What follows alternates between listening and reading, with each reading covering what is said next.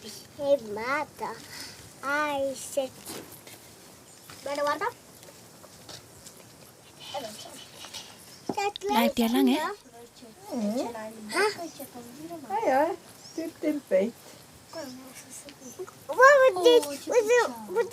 Oder nur bis die Kühe kommen?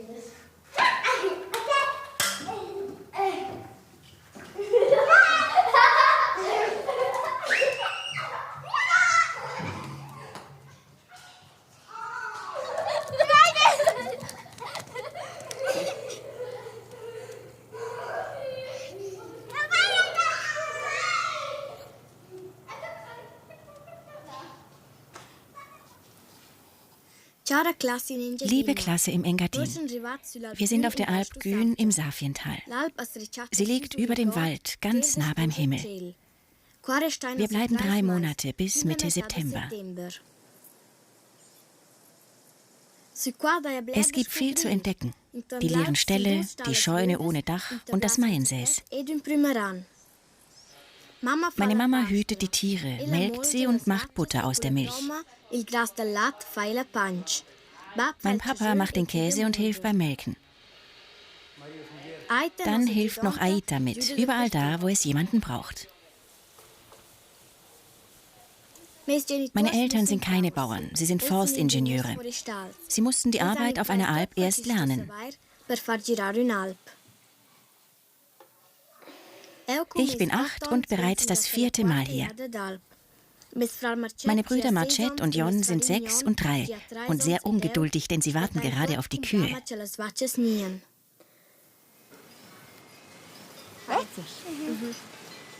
Schaut mal, wir kennen noch einige vom letzten Jahr.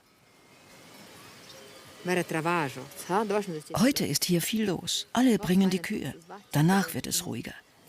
Das sind 39 und 2 dazu, also fehlen noch 5. Welche denn? Wir schauen dann heute Abend, ob alle im Stall sind. Im Stall sehen wir, ob 2 fehlen. Hoffentlich sind es nur 2, die wären dann nämlich verloren gegangen. Schau mal, wie es denen schmeckt. Es gefällt ihnen auf der Alp.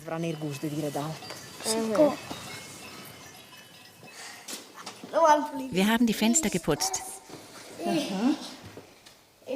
Und gestern den Stall, damit es schön sauber ist. Heute haben wir alles eingezäunt.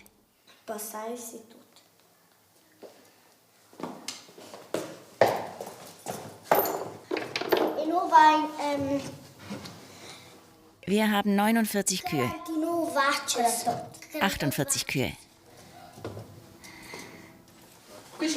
Die Hose kommt in die Stiefel, okay?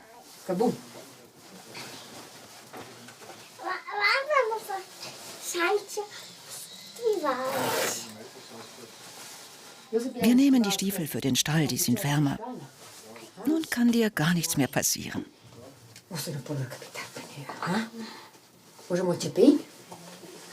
Jetzt noch die Mütze. Toll. Und hier ist der Stock. Die Umziehsachen lasse ich hier.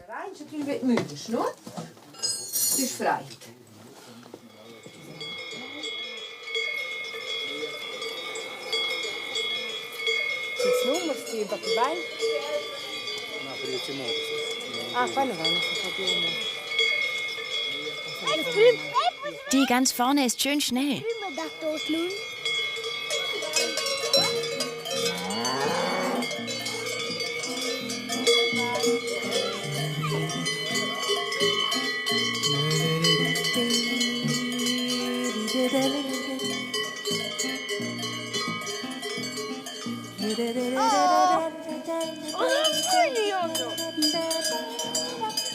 Mama, das ist eine dumme Kuh. Mama!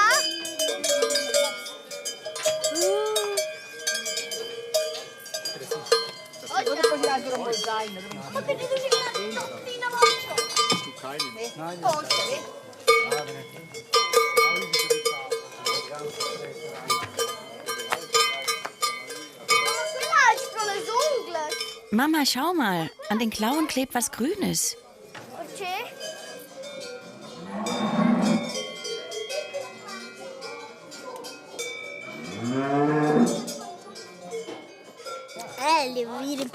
Ich war bei den Kühen und dann hat eine plötzlich gepinkelt. Und weil ich zu langsam war, bin ich nass geworden.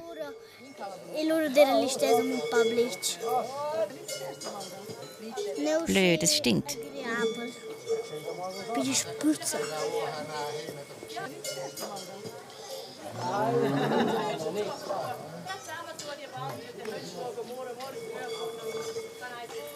Und worauf freust du dich am meisten?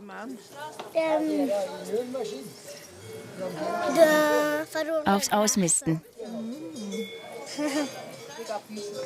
Ist schon lustig. Kuhpipi mag ich nicht. Ausmisten aber schon.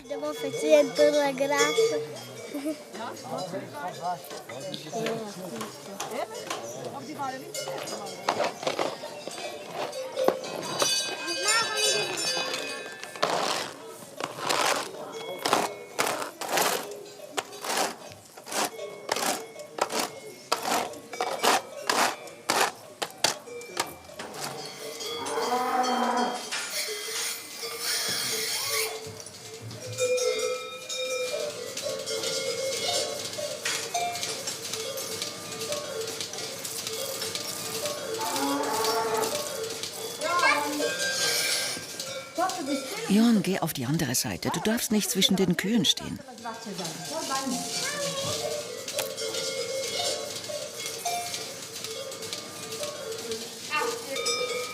Jetzt hat dich eine mit dem Schwanz erwischt, gell? Die da hat wehgetan. Du musst halt ausweichen.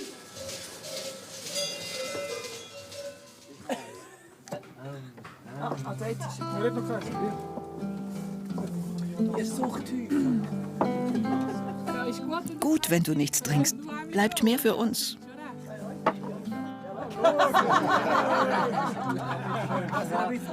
Was lacht ihr so?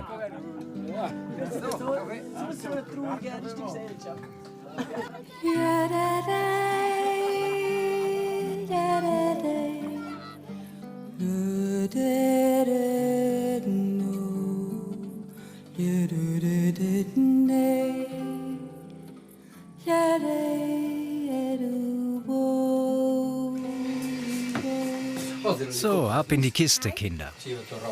Unter die Decke, Machete.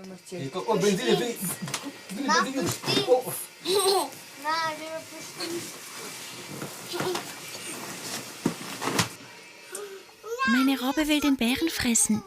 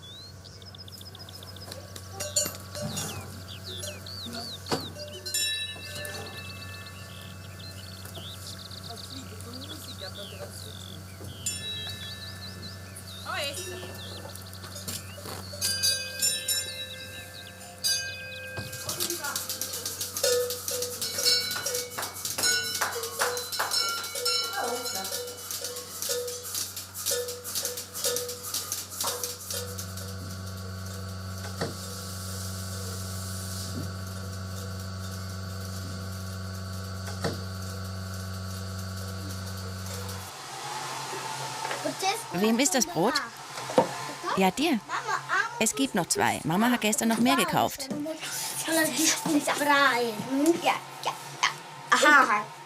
Und 2 Crunchy Creams dazu. Gut, das reicht dann eine Weile. Helft mir mal. Warte auf Mama. Sie kommt erst in einer halben Stunde, so lange kann ich nicht warten.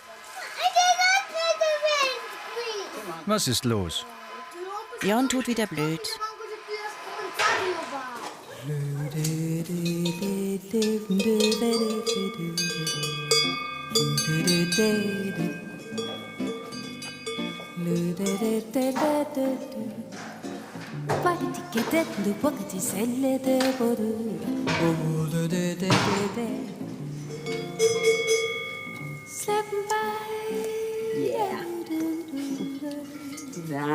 Du bist eine Brave. Aber scheißen sollst du.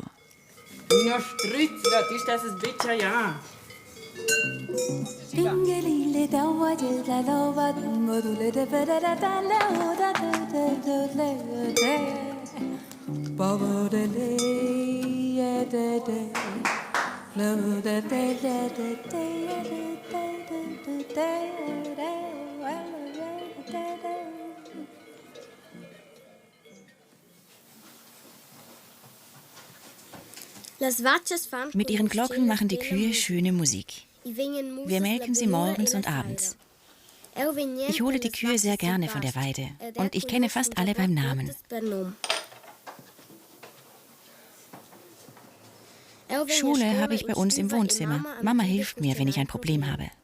46 und wie viel macht 54? Genau. Stimmt das? Ja. Und das hier? Was meinst du? Auch was mit 6. Ja, genau. Ich bin froh, dass ich nicht alleine bei der Oma im Engadin bleiben musste. Und dass ich mit meiner Familie auf die Alp darf.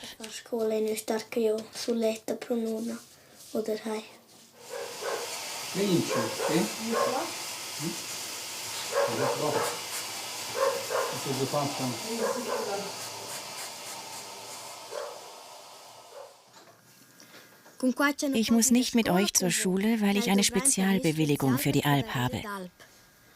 Meine Eltern sagen, dass ich hier andere Dinge lerne. Was man auf einer Alp lernt, kann man in der Schule nicht lernen. Manchmal ist es auch langweilig. Mit euch könnte ich jetzt Waldhütten bauen oder im Heu schlafen oder Fangen spielen.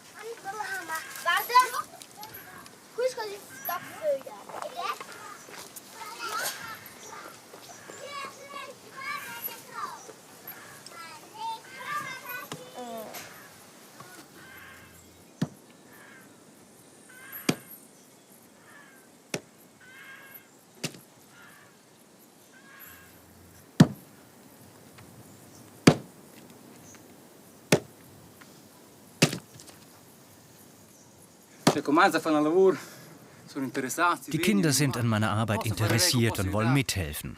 Ich unterstütze sie und gebe ihnen Ratschläge. Ich sage, probier's mal so, ist weniger gefährlich.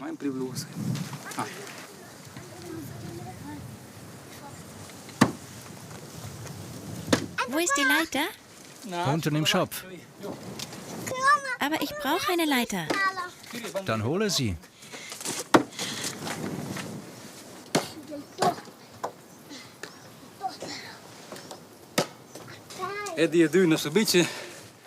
Ich sage immer, ein Werkzeug an sich bringt keinen um. Sobald man es aber in die Hand nimmt, wird's gefährlich. Man muss wirklich dranbleiben und konzentriert arbeiten. Und das mache ich den Kindern vor. Ich zeige ihnen, wie man es hält und dass man sich konzentrieren muss. Breide und Marcet verstehen das schon gut. Jon lebt noch etwas in einer anderen Welt. Wichtig ist, ganz nah am Scheitstock zu stehen. Steht man aus Angst zu weit weg, dann ist die Axt natürlich zu kurz und man trifft das Bein. Ich sage, stellt euch so nah wie möglich hin, dann passiert nichts. So klappt es eigentlich immer.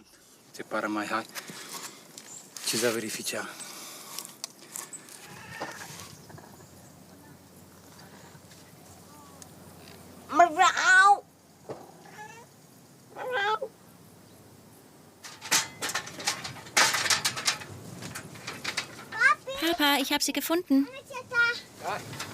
Super. Erst die Türe zu.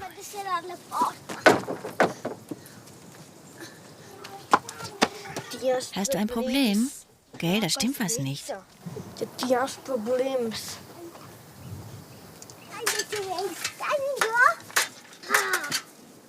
Weißt du, wo ich hingehe? Ich zeig's dir.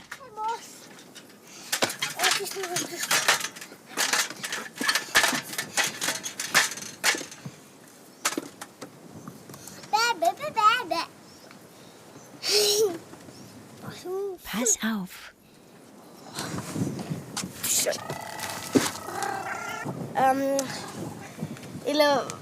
Sie ist eben rollig. Wie letztes Jahr, als ein Kater zu ihr kam. Wir wissen nicht welcher. Die jungen Kätzchen hat sie noch auf der Alp bekommen. Denkst du, das passiert dieses Jahr auch? Ich weiß nicht, es wäre toll.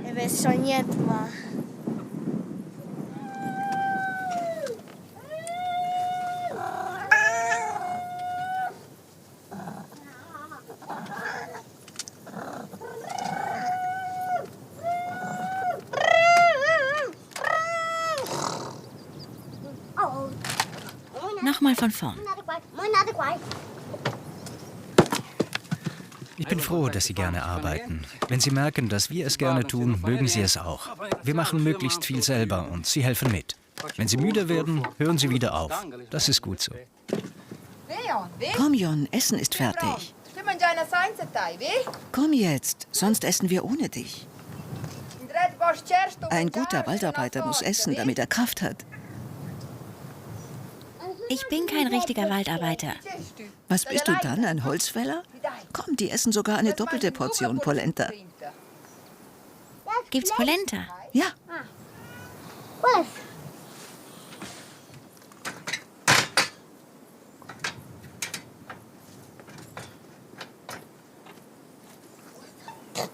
Komm, Jon, es gibt Polenta und Würste.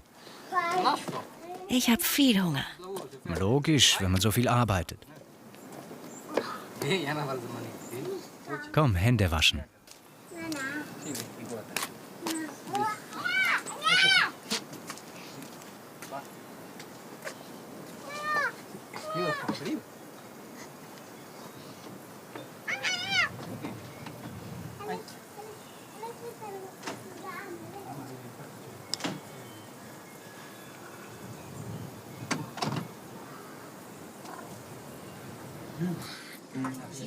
Machst du das Fenster zu, bitte?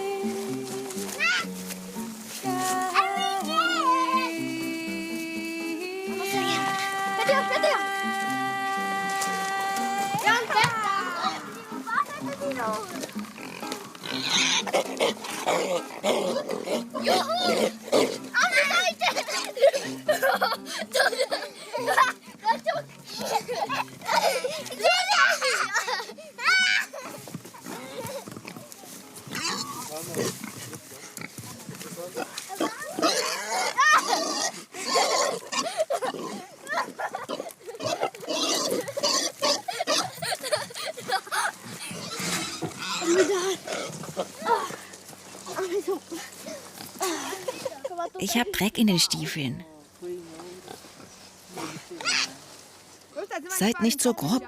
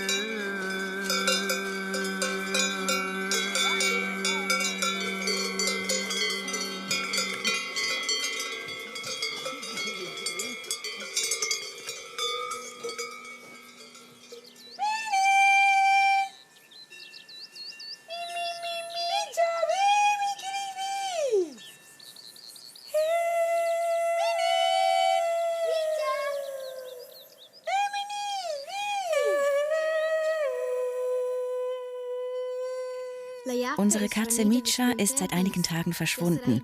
Wahrscheinlich hat sie einen Kater gesucht. Vielleicht geht sie ins Dorf, aber das ist weit weg.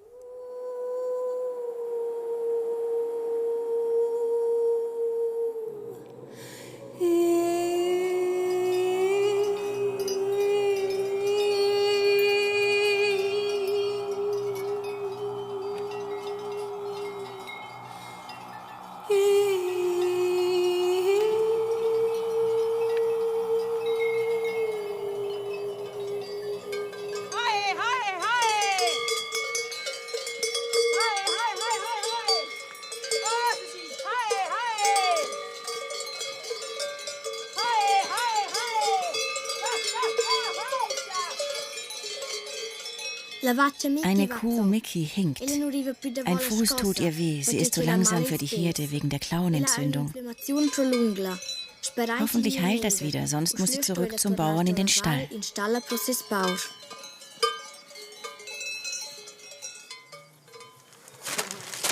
Gib's mir. Ich will das auch anschauen. Das sind Klauen. Es ist wie Nägelschneiden. Wie oft muss man das machen? Jetzt mache ich es nochmal und wenn es nicht besser wird, muss der Bauer sie holen. Mit schmerzenden Füßen kann sie nicht auf der Alp bleiben. Schau, da ist Blut. Nein, das ist nur der Nagel.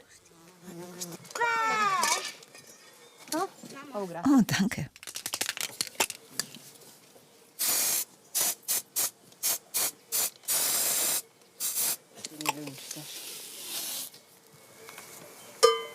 So, Mickey, jetzt kannst du wieder springen wie eine Gemse.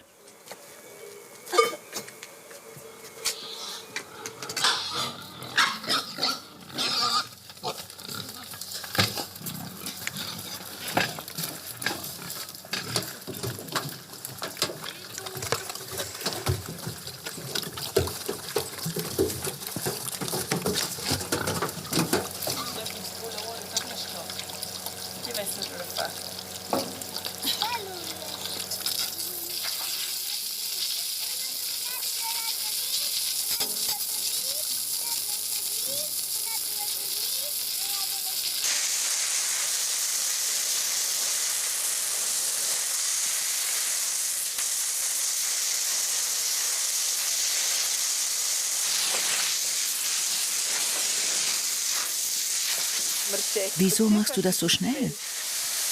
Ma, sind wir mal Da ist sehr, sehr viel Druck drauf.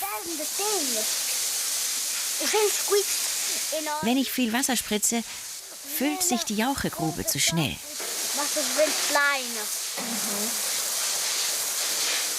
Ist die Jauchegrube gefährlich? Für Jon schon. Wenn er da reinfällt, ist er tot. Es stinkt einfach so. Es kommt durch die Nase.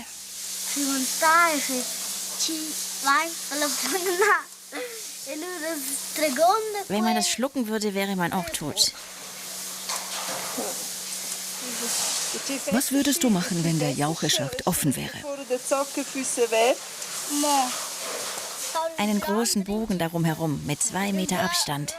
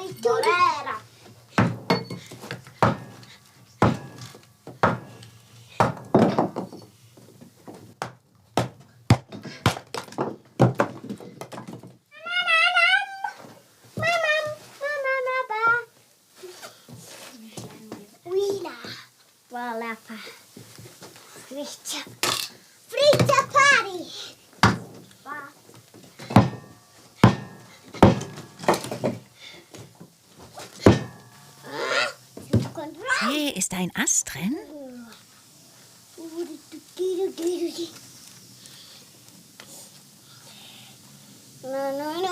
Nein, da ist kein Ast.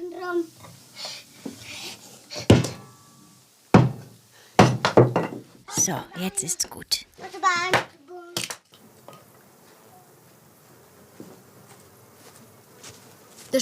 Seit gestern ist ein Huhn verschwunden. Wir wissen nicht, ob der Fuchs es geholt hat. Jedes Jahr passiert was mit einem Huhn. Mittagessen.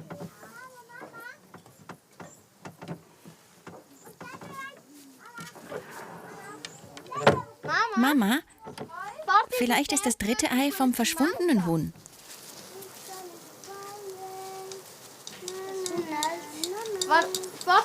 Das 3. Ei? Ja, aber das Vanillehuhn legt auch Eier.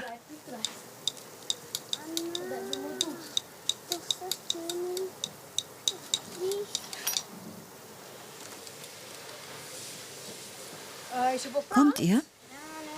Ich noch nicht. Aber wir essen. Das hättet ihr sehen sollen. Wir sind durch den Nebel hochgestiegen. Keine Kühe. Wir waren ganz leise, aber man hörte keine Kuhglocken. Oh nein, sind die ausgebrochen? Sind sie schon oben auf dem Lückli? Wir sind weitergegangen. Immer noch keine Kühe. Und dann plötzlich in einer kleinen Kuhle stand eine neben der anderen, ganz dicht, wie Sardinen. Und zu oberst natürlich die Gander. Wir haben sie nach unten getrieben. Vom Lückli aus kämen sie direkt nach Australien. Dumme Kuh, die Gander. Ja, gell.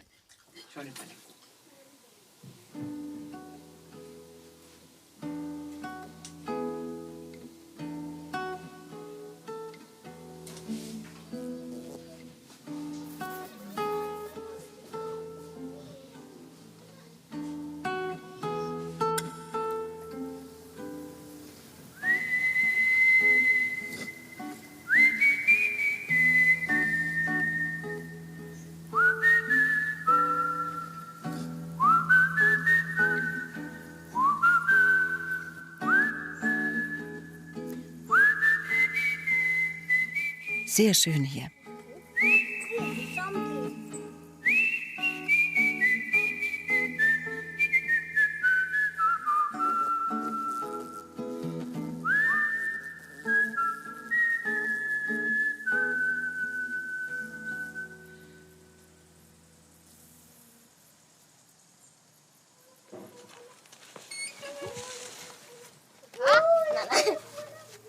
Ist das Huhn? Nicht hier. Wie sollte es hier reinkommen? Hier ist es auch nicht.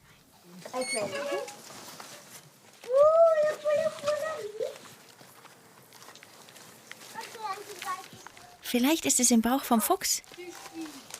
Du bist gemein. Gefunden? Nein. Im Stall ist ein Loch. Wir haben da nachgeschaut, aber es war nicht da.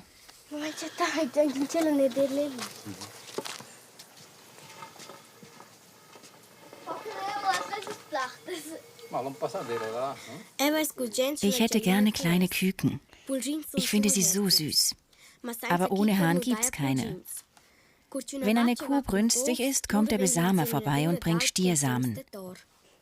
Darum braucht die Kuh keinen Stier, um ein Kalb zu machen. Trotzdem dürfen wir ihr nicht so nahe kommen. Das ist gefährlich, weil die anderen Kühe auf sie draufsteigen.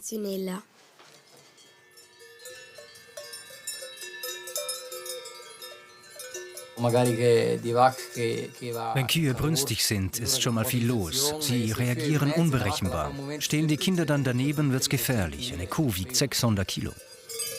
Das ist die Mina.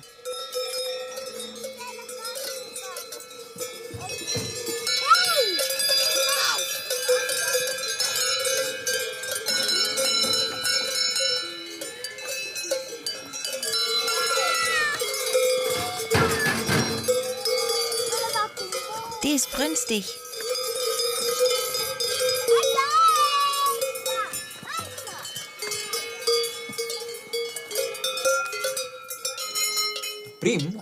Letztes Jahr hat Breida zugeschaut, wie wir die Kühe in den Stall bringen. Nun kann sie das selber, stallt die Kühe ein und bindet sie an. So wächst sie allmählich in die Arbeit mit den Tieren hinein. In ihrem ersten Jahr auf der Alp durfte sie noch nicht mit in den Stall. Das wäre verantwortungslos gewesen.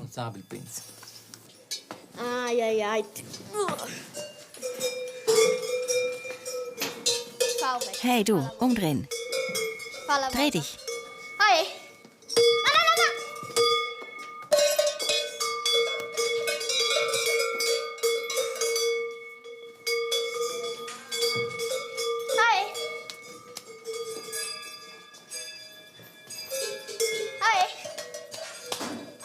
Du Mistvieh.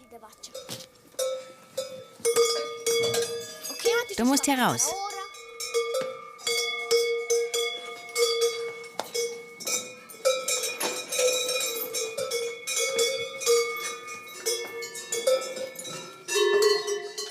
Endlich. Das ist dein Platz. Rück mal ein Stück.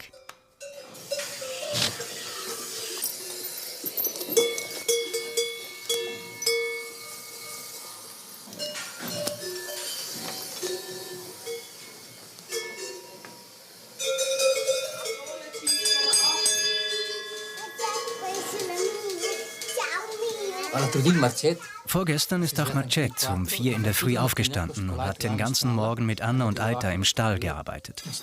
Er hat die Kühe ohne Hörner in den blauen Stall gebracht, hat sie angebunden, beim Melken geholfen, die Kühe wieder losgebunden und sie rausgelassen. Dann hat er gesagt, Papa, so toll, ich habe alles ganz alleine geschafft. Er hat verstanden, wie es geht und es hat geklappt. Von jetzt an weiß er, wenn ich etwas will, dann schaffe ich es.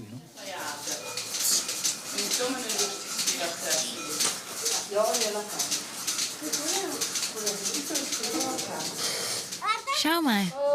Schön warm, gell? Geht es rauf und runter? Wir müssen noch notieren, wie viel Milch sie gegeben hat.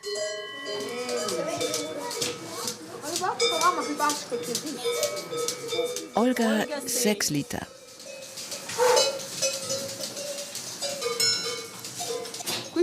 Die sind unberechenbar. Welche? Francine und Nala sind ein wenig gefährlich. Vorsicht, wenn du hinter ihnen stehst. Vor den Kühen mit Hörnern habe ich Angst.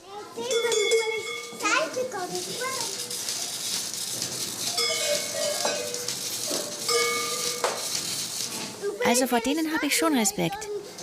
Aber vor denen ohne Hörner habe ich keinen.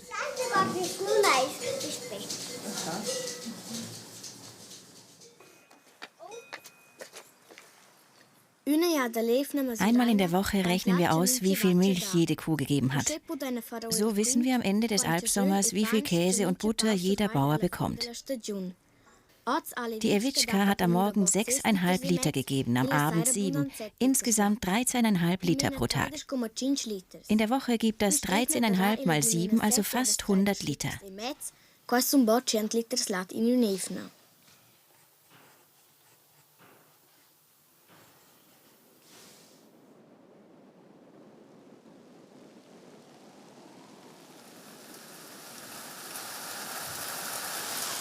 Mama, das Wasser läuft über. Mach die Rinne größer.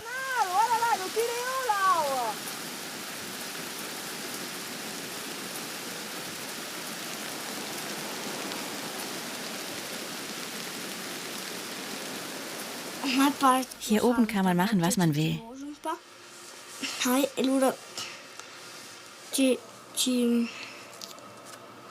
Ich fühle mich wie in einem anderen Leben, in einer anderen Welt.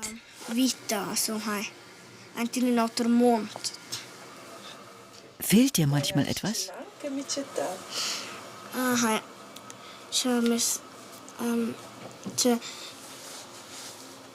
Ich vermisse meine Mitschüler, die Freundinnen, meine Oma, meinen Opa, meine Patentante. Papa und Mama haben schon Zeit für uns, aber nicht so viel wie zu Hause. Wir sind auch oft allein, aber wir haben ja immer was zu tun.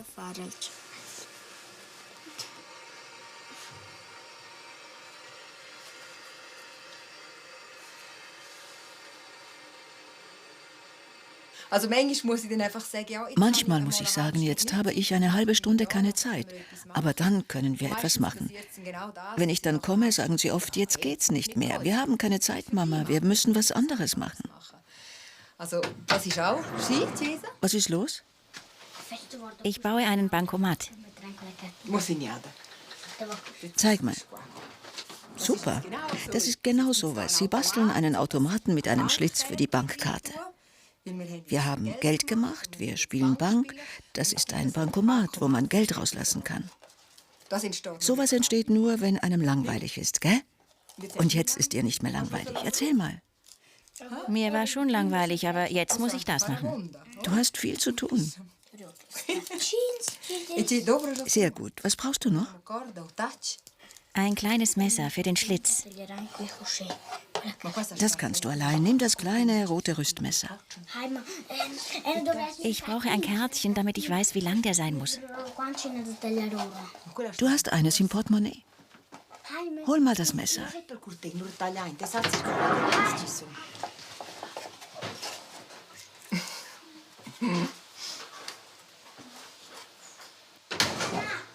Genau, nimm das.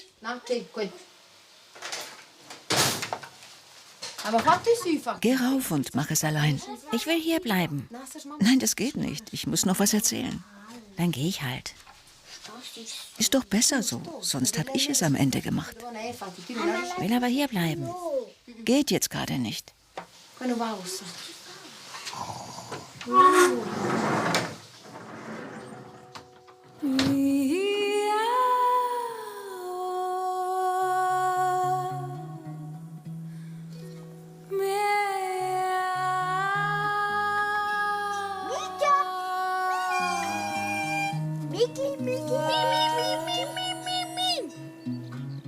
Kätzchen, hier gibt's lecker Futter.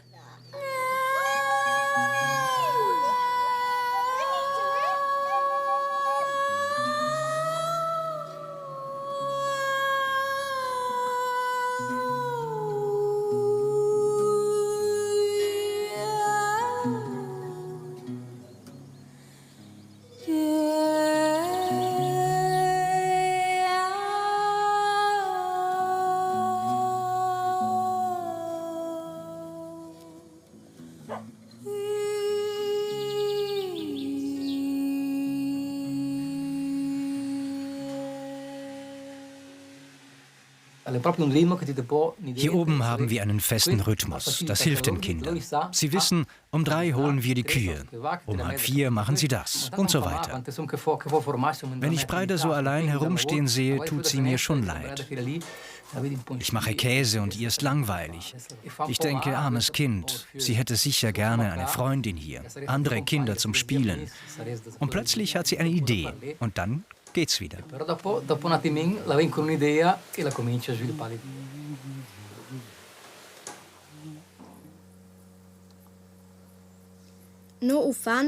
Wir Kinder müssen selber entscheiden, ob etwas gefährlich ist oder nicht.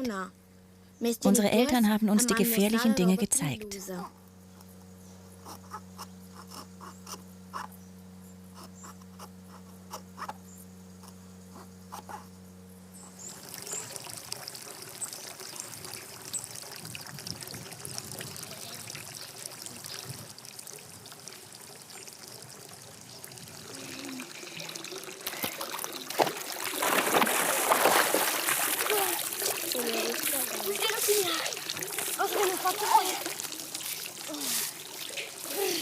Ellie, yo, quiet is. Vai!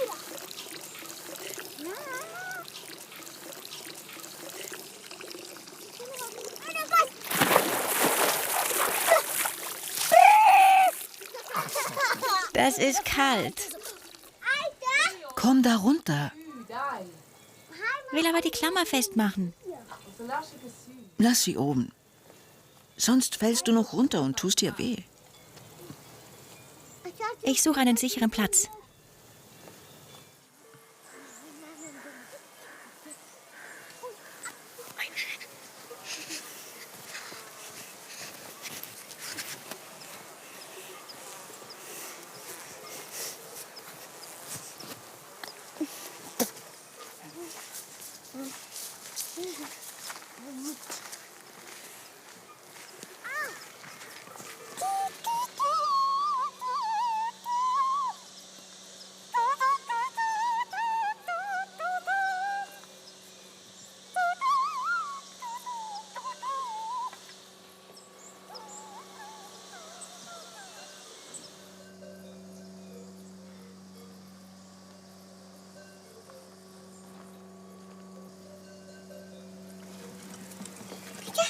Lass sie, nachher kommt sie sicher rein.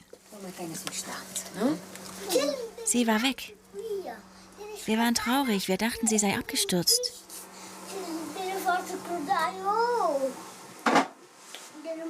Oder der Adler hat sie gefressen. Wir haben sie gesucht und jetzt ist sie wieder da.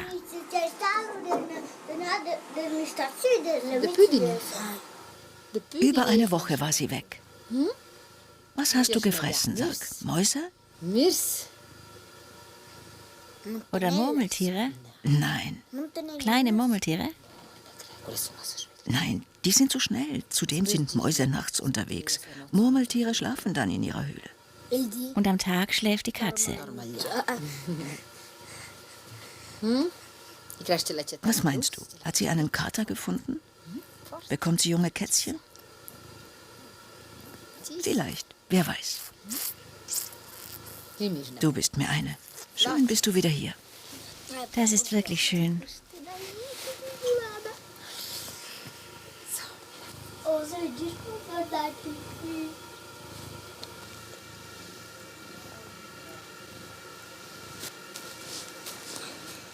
Schlafmütze, du harrst.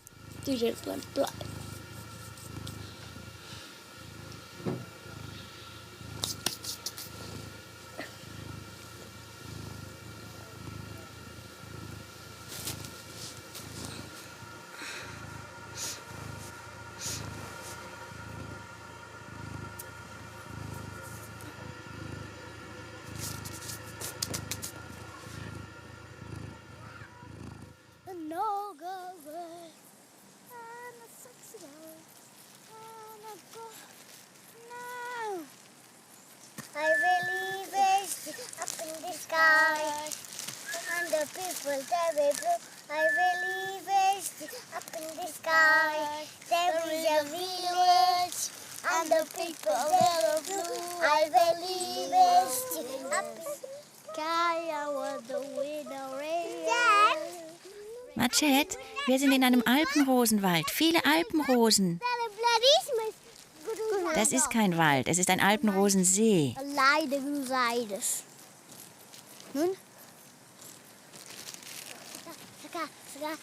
Schau, ich wasche mir das Gesicht.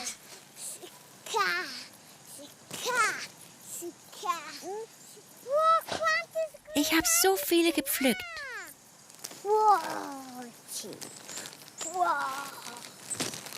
Und ich erst.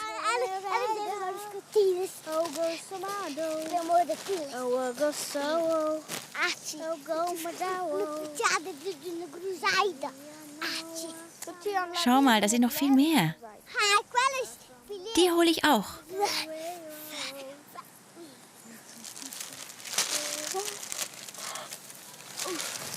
Ich rate allen, auf die Alp zu kommen. Auch meinen Spielkameraden. Und ich, Mama, Papa, Aita und allen. Und warum Mama und Papa? Weil sie so lieb sind.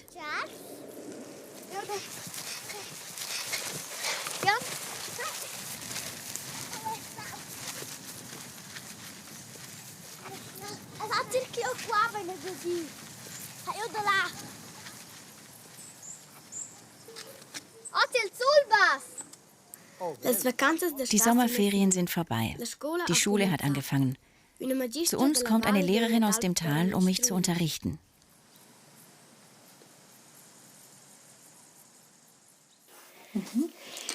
Was haben wir mal? 71. 71. Jawohl. 99. Ja, das kann man eben nicht sagen. Da müsstest du sagen 9 und 10, aber das stimmt es nicht. 9, 10. Gut. Wir nehmen das noch und dann hören wir auf.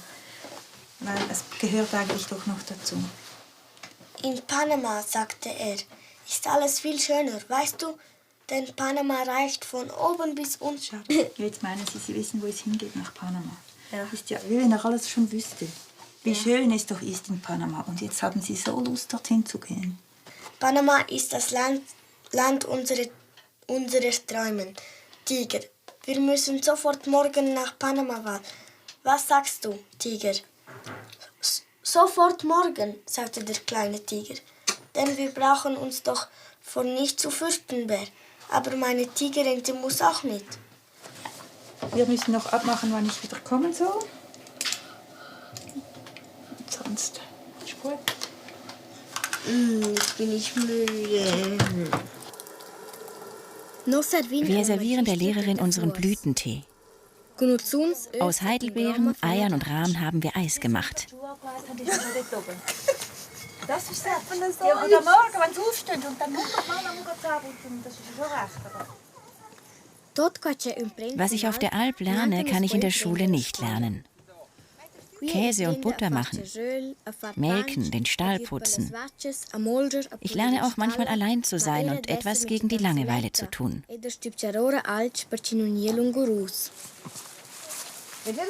Armes Sohn, wo steckt es nur?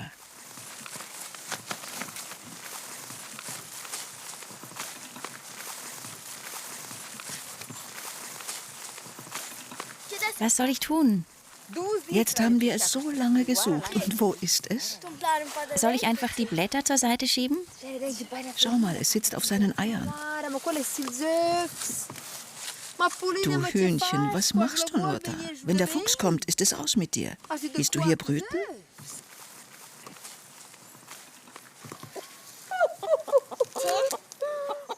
Schau mal die vielen Eier.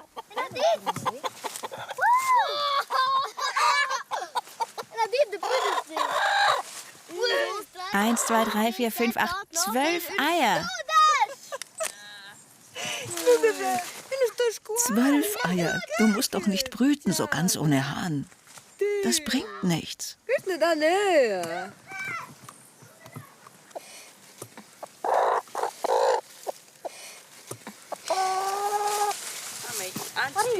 Verrückt, armes Huhn.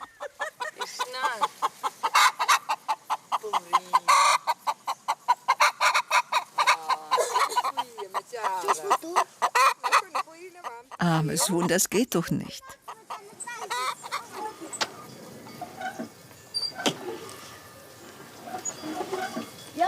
Jon, möchtest du auch ein Spiegelei?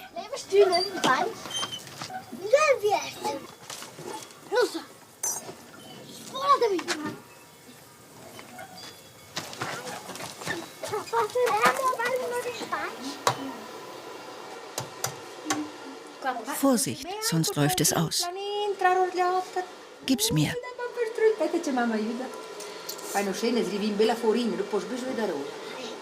Vorsicht. Ist das eine Eierschale? Nein, ist gut. Nein, nicht. Oh, jetzt ist es passiert. Schmeckt trotzdem. Jon, wir essen. Setz dich. Pass auf, ich zwick dich. Du zwickst mich auch immer.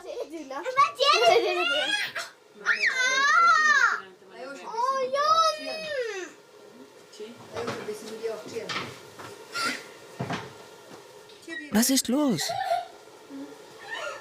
Ich habe ihm gesagt, er soll auf seinen Platz. Er hat's nicht gemacht. Ich habe ihn gezwickt und er hat mich gebissen. Jon, was hast du gemacht? Komm mal her. Was soll das? Du tust nie das, was du sollst. Ich wollte aus dem Fenster schauen. Aber da beißt man doch nicht. Sie hat angefangen. Nein, sie hat nur gesagt, du sollst dich setzen. Aber sie hat mich gezwickt. Trotzdem darfst du nicht beißen. Jetzt entschuldigst du dich bei Breida. Gibst dir die Hand. Du bist weder ein kleiner Hund noch ein Wolf.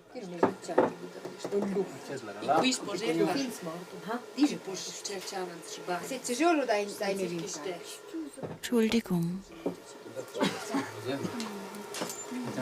Najet, auch ein Ei? Nur das Weiße. Das geht nicht. Dann will ich keins.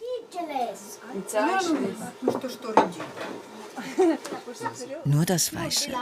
Ja. Aber zum Ei gehört auch das Gelbe. Die Hühner können nicht nur das Eiweiß legen.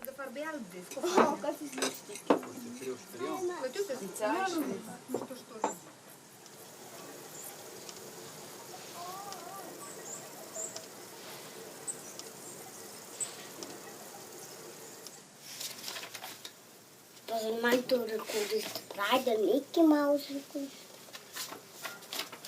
Oh, snap. Jetzt kommt mein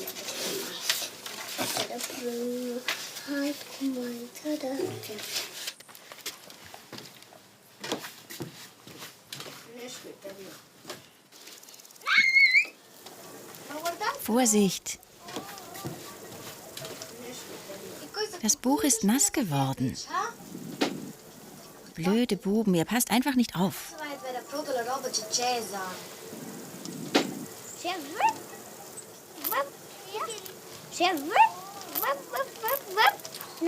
Du schießt hier und ich hier. Hi.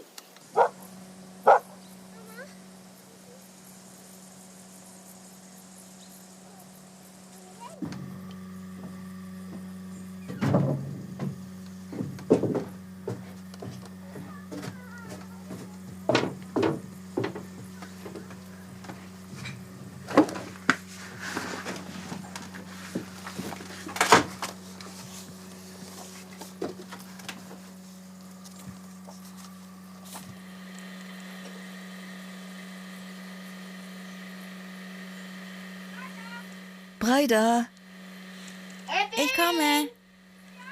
wir gehen schon, okay? Klar.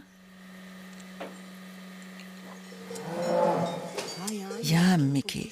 Du kannst gleich los. Ich schau mal, ob das Ding noch an der Klaue klebt. Ja, und morgen kriegt sie ein neues.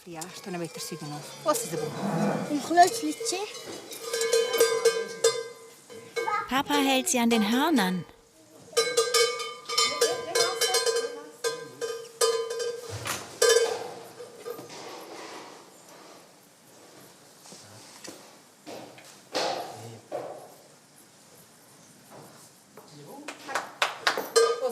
Jetzt kannst du los.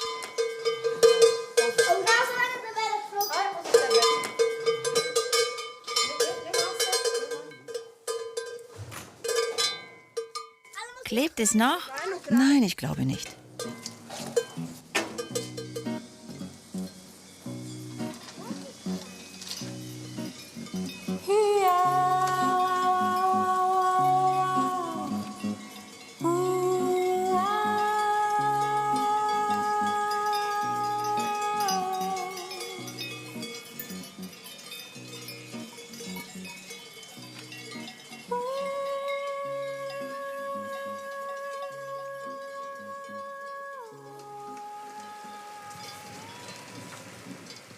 Es regnet.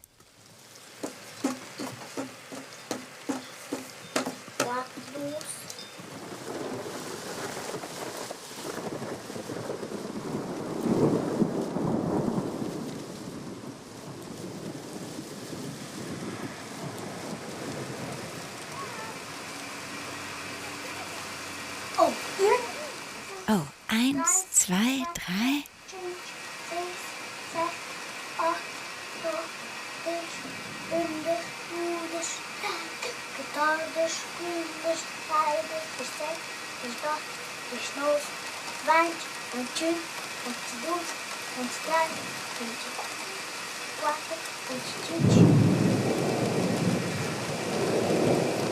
Der Blitz hat 2,5 Kilometer weg von hier eingeschlagen. Die letzten Tage hat es immer wieder geregnet. Hier oben sind wir halt näher beim Himmel und da ändert das Wetter schneller. Vor Blitz und Donner habe ich großen Respekt. Da muss Mama die Kühe holen. Im Nebel verirrt man sich nämlich leicht und davor habe ich Angst. Ich weiß, wenn es regnet, wächst das Gras. Es gibt mehr Milch und Käse. Wenn die Hänge nass sind, könnten die Kühe abstürzen. Wir mögen alle das schöne Wetter lieber. Aber wann kommt die Sonne wieder?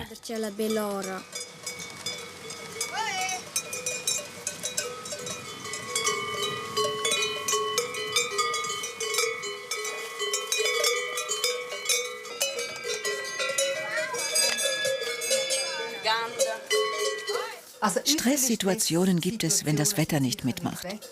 Wenn es lange nicht schön ist. Nass, wenn es schneit und die Kinder in der Hütte sein müssen. Da sitzt man aufeinander. Es fehlt dann Freiraum. Das kann Stress geben. Das sind so jetzt Stressmomente. Man hört auch von anderen Teams, dass es da Konflikte geben kann. Stress auf engem Raum kann eskalieren. In Raum unter Stress, es klebt eigentlich fast schneller.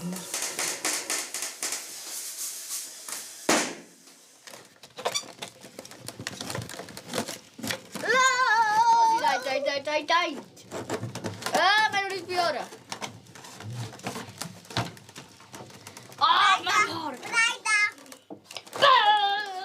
Oh,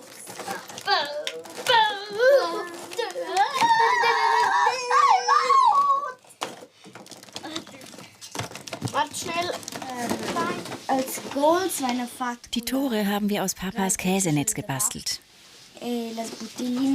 Für die Spieler haben wir die Flaschen von den Käsekulturen halbiert.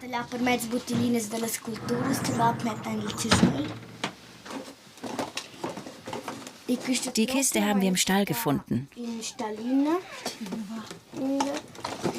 Die Plastikteile sind von der Melkmaschine. Schnur und Holzperlen haben wir dabei.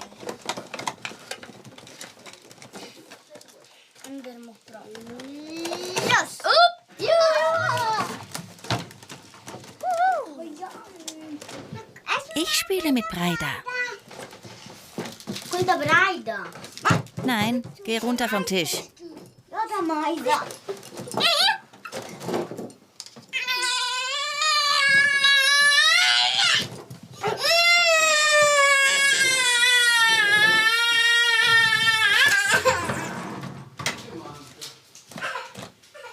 Was ist passiert?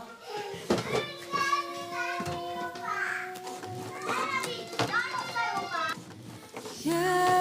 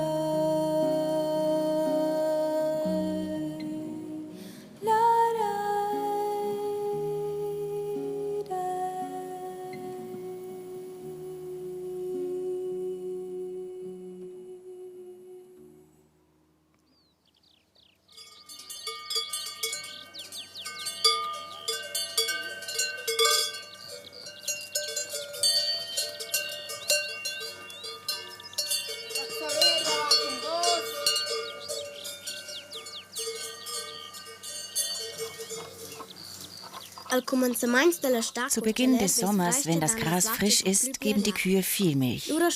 Papa steht jeden Morgen um 3 Uhr auf und macht Käse. Danach geben die Kühe weniger Milch und diejenigen, die bald ein Kalb bekommen, melkt man gar nicht mehr. Dann käst der Papa nur noch jeden zweiten Tag. Ich helfe ihm manchmal dabei.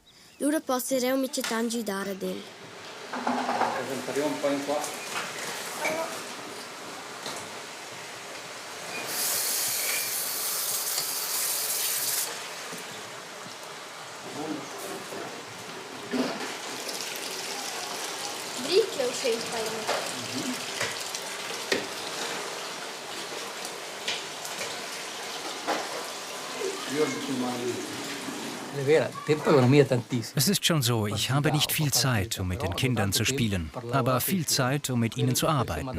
Es macht mich zufrieden. Sie kommen, schauen mir zu, fragen ganz viel und arbeiten mit. Das prägt meine Beziehung zu ihnen.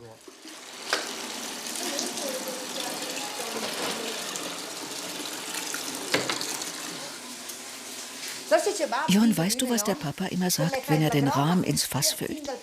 Der Buttergeist kommt mit da rein und sorgt dafür, dass aus Rahm Butter wird. Während sich das Butterfass dreht und dreht, hilft der Buttergeist mit. Und danach kommt das Kältegespenst. Mama, schau mal. Schön, was ist das? Ein Männchen. Der kleine Buttergeist? Hier ist die Nase. Und hier der Popo. Du Schlingel. Pass auf, dass nichts runterfällt. Jetzt forme ein Stück Butter, das legen wir dann auf einen Teller. Sie wissen, entweder bin ich da oder Ricardo. Sie können mitkommen, mithelfen oder spielen. Für mich ist es viel wert, am Ende des Sommers zu sagen, wir haben 3 Tonnen Käse gemacht, einen schönen Sommer verbracht und die Kühe versorgt. Nicht ich oder Ricardo, sondern wir als Team.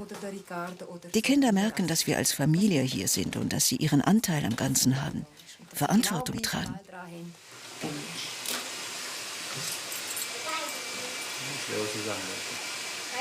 Ich mache einen Käseschwanz.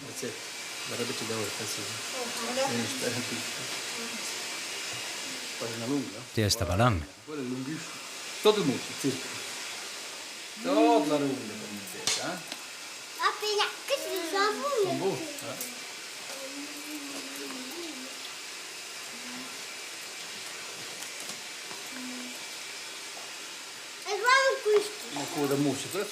Warte, du bekommst auch einen.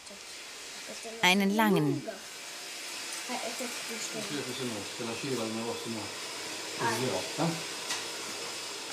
Schreib drauf 11.07. und 0,8.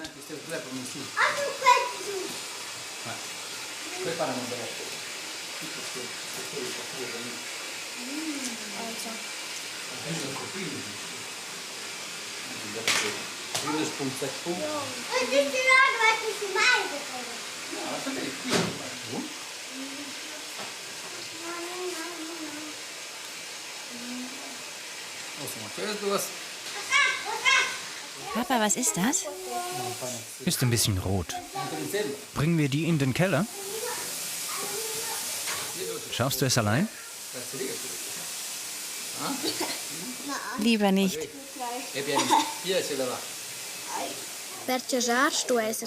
Beim Käsen muss alles sehr sauber sein. Sonst gibt es schlechte Bakterien, die den Käse aufblähen.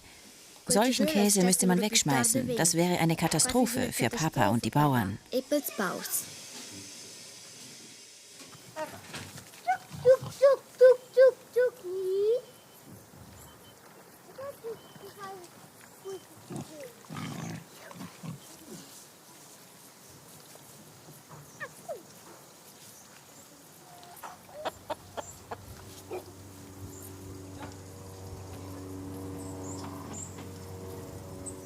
Ein Gewitter kommt.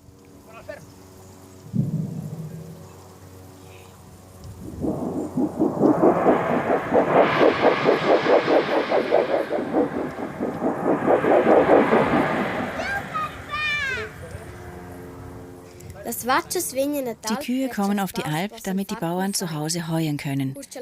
Ende Sommer mähen dann die Bauern auch noch die Wiesen in der Nähe der Alp.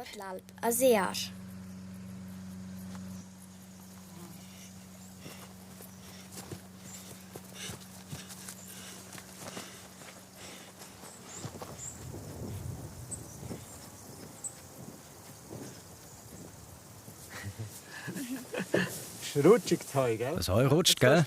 Jetzt kannst du den Bord entlang rechen, wie hier. Bis da oben, wo es steil wird. Wo es steil kommt, ha? Alles aufrechen.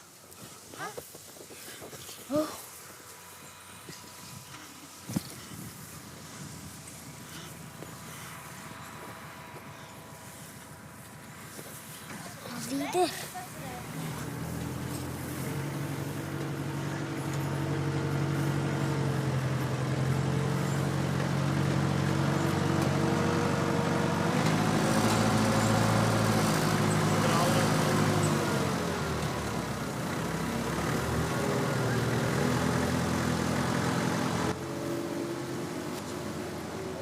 Hast du keine Angst? Nein, Du kannst nächsten Sommer zu mir kommen. Wäre das was? ja, ich komme. Ja, komm. Wenigstens eine Weile lang.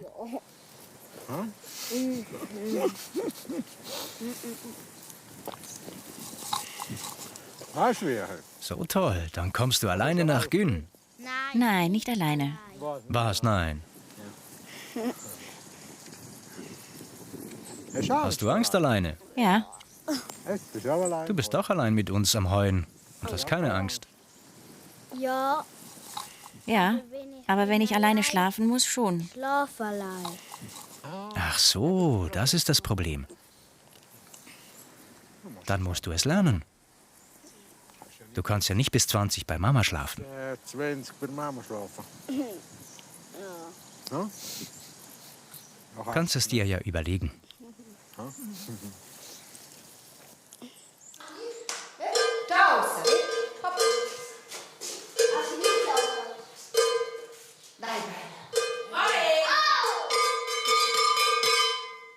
Hey, die anderen sind schon lange auf der Weide.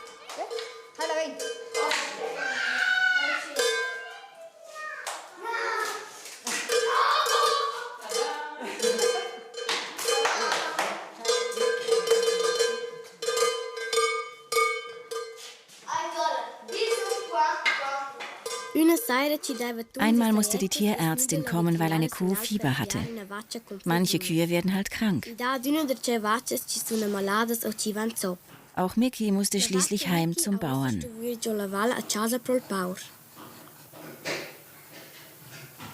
Dafür ist unsere Katze wieder da. Sie hat viel geschlafen und dann gab es eine Überraschung.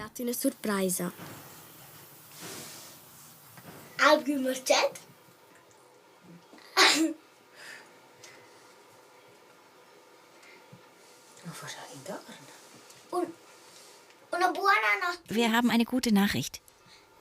Nietzsche hat ein Junges bekommen. Nur eines. Es sieht genau gleich aus wie die Mama.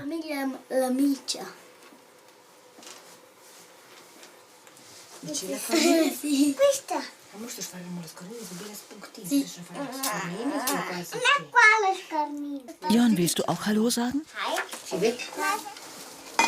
Hab sie schlecht verstanden. Ein Kätzchen. Morgen gehen wir auf den Viehmarkt.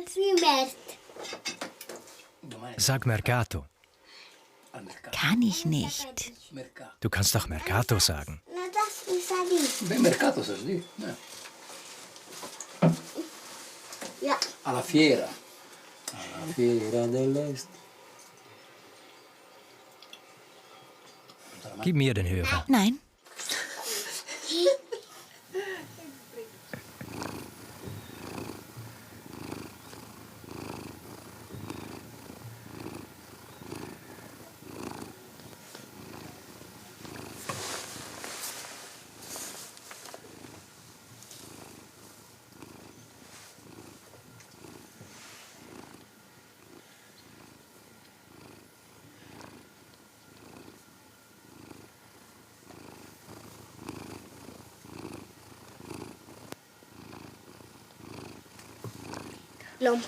Letztes Jahr hat sie auch Junge bekommen.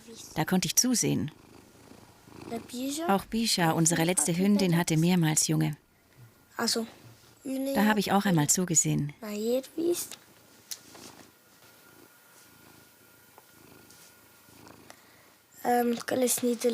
Aber Bisha ist letzten Winter unter das Auto gekommen. Nun haben wir einen anderen Hund.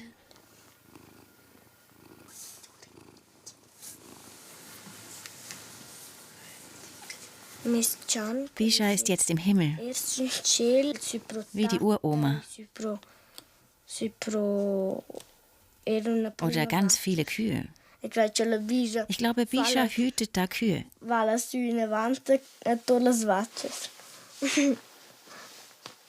Da oben gibt es sicher viele Kühe, die tot sind.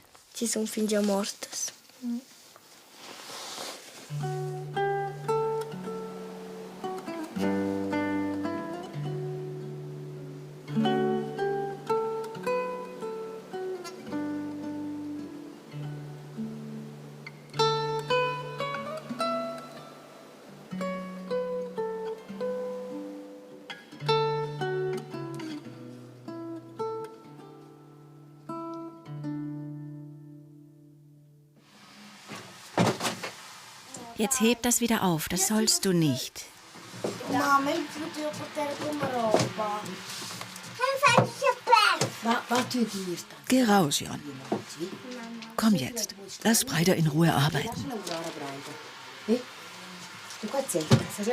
Komm, mach ein kleines Schläfchen.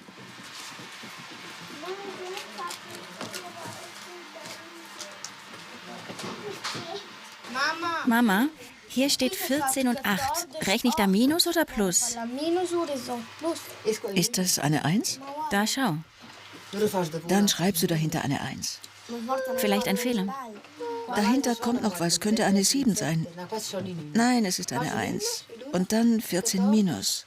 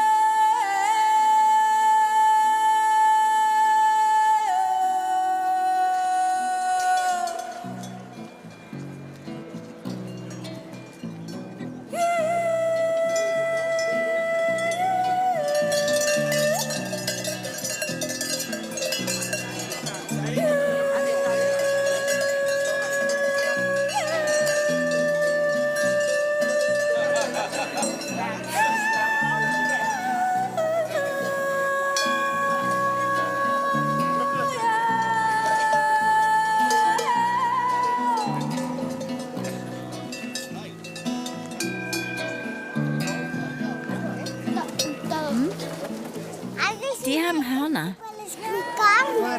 Schau, wie schön sie sind. Am Ende des Alpsommers ist immer ein Viehmarkt. Die Kinder vom Safiental bekommen schulfrei. Wobei Mama sagt, dass es solche Märkte immer weniger gibt, wo Rinder, Kühe und noch viele andere Dinge gekauft und verkauft werden.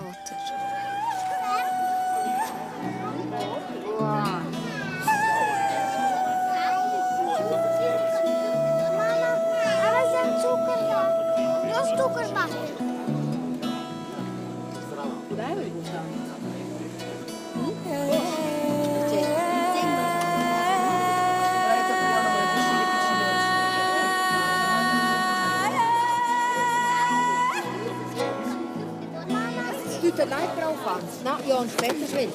Ja, Marcetti. Das lei. Mit solchen Spielgewehren könnt ihr auf die Jagd, aber ihr dürft nicht aufeinander schießen und Cowboy und Indianer spielen. Ich kann euch zeigen, wie man auf die Jagd geht und das Gewehr trägt. Der Lauf muss immer nach oben schauen, nicht, dass sich ein Schuss löst. Nou, zo ce-l va. Și za...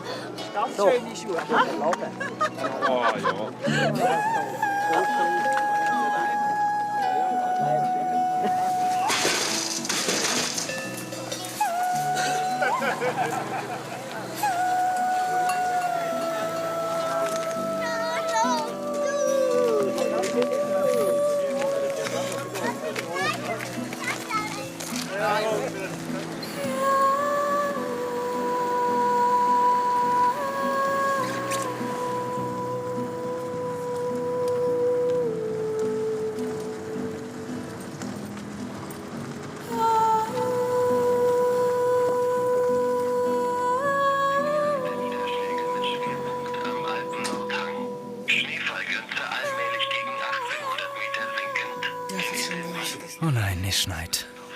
Wenn es schneit, dann fragen wir, ob sie uns helfen.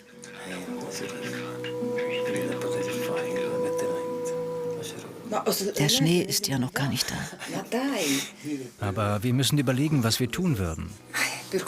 Wenn der Schnee kommt, müssen wir die Kühe mit Heu füttern. Hörst du die Kuhglocken? Die Kühe fressen so viel sie können. Mama, singt ihr uns noch ein Lied? Ja, aber schlüpft unter die Decke.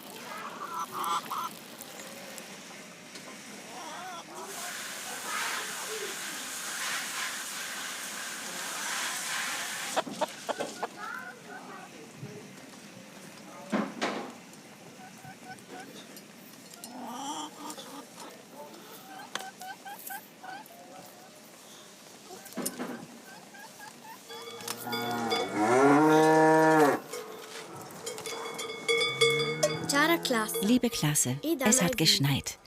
Die Kühe spüren, dass die Alpzeit zu Ende geht. Ich muss mich von meiner Lieblingskuh Mina verabschieden.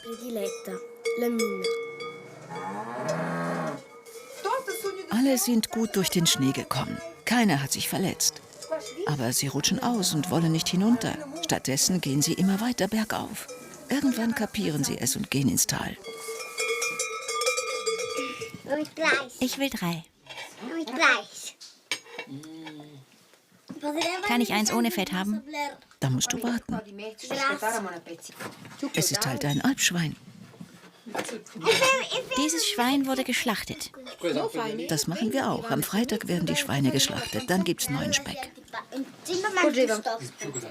Manuel hat mal gesagt, das Schwein kommt in den Himmel und das Fleisch bleibt hier unten. Welcher Manuel? Manuel aus Fna.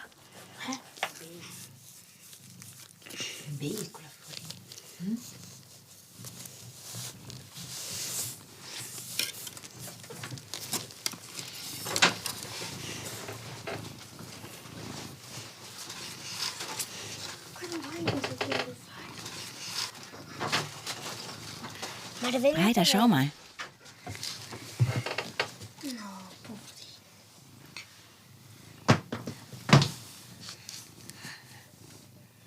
Setzen wir Mina diese Blumen auf oder die Rosen? Ich will den Schmuck für sie aussuchen.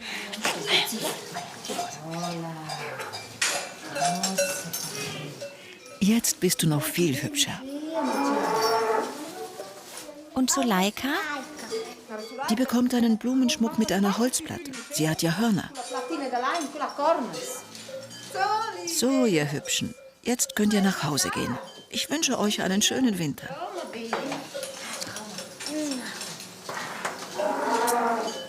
Ciao, Mina. Auch dir einen schönen Winter.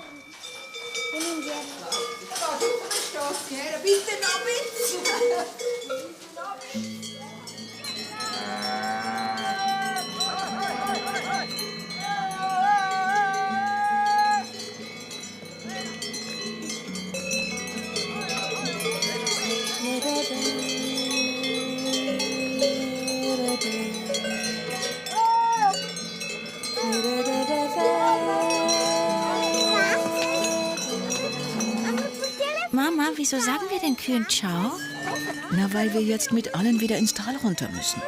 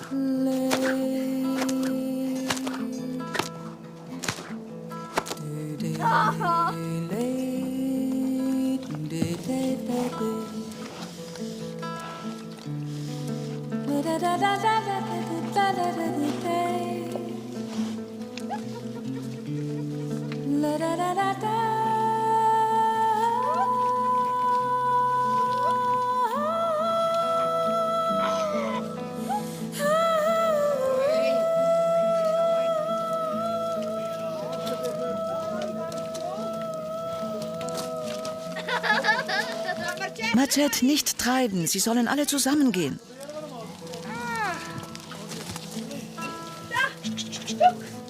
Mama, schau, der Adler.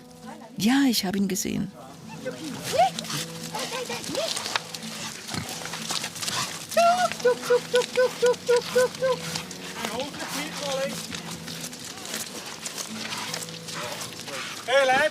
Achtung, geh zur Seite.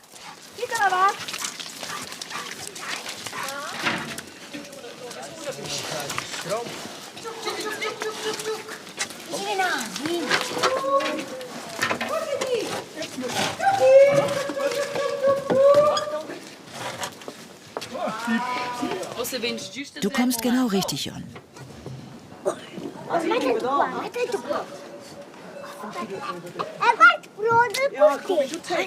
Wir schauen zu, wie sie die Schweine einladen. Das gibt Rabatz.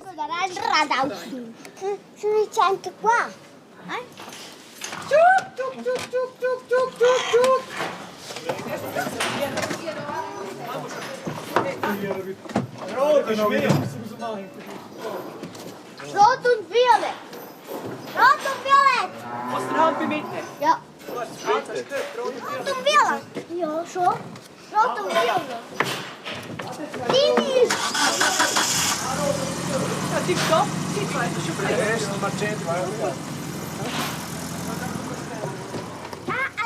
Sind sie im Wagen angebunden? Ja, Nein, stell dir vor.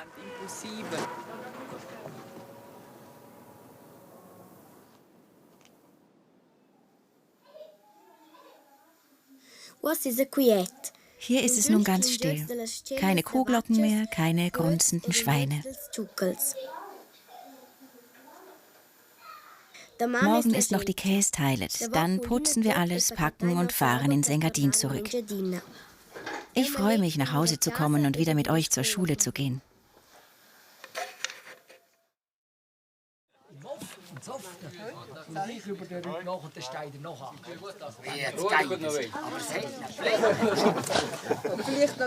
Eine kleine Anekdote. Die Buben haben auf dem Markt ein Gewehr bekommen, um Jagd zu spielen. Und eines Tages gingen sie in den Keller, um Löcher in den Käse zu schießen. Wenn er also durchlöchert ist, dann waren sie es. Dann sind sie mit dem Gewehr. Oh gut. So mit. 5, 7.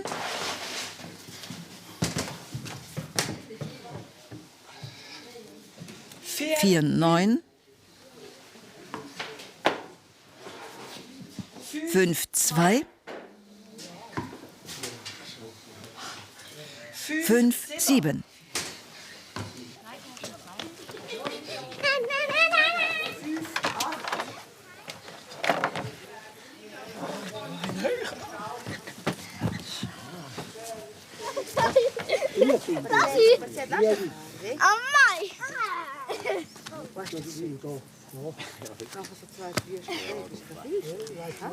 Tschüss! Fritz!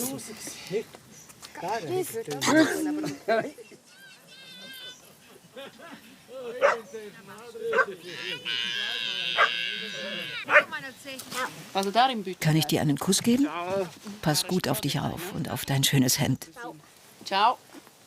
In het tuinbudje. So, heb je alles gut zu. Was machst du? Gibst du mir Geld? Sicher nicht, das musst du behalten. Bist du schnell Partei, wie? Gib's mir. Nein, dann behalte ich es selber.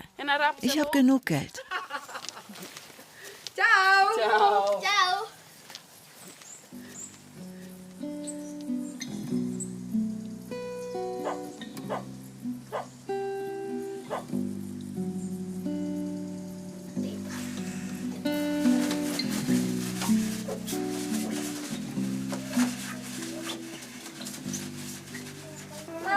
Mama, meine Sandalen.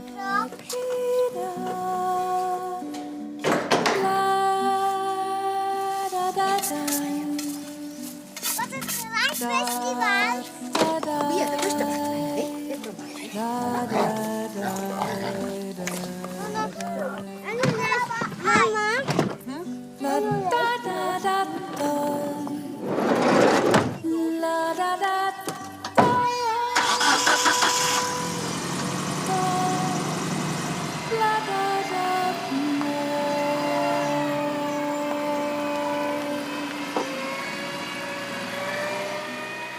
Das Leben auf der Alp ist ein Paradies.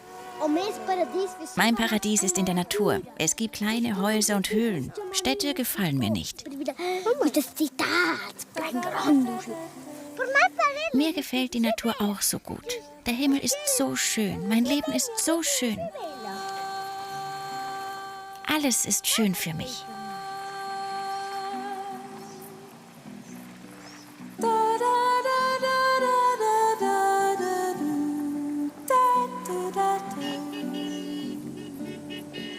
La da da da da da da da da da.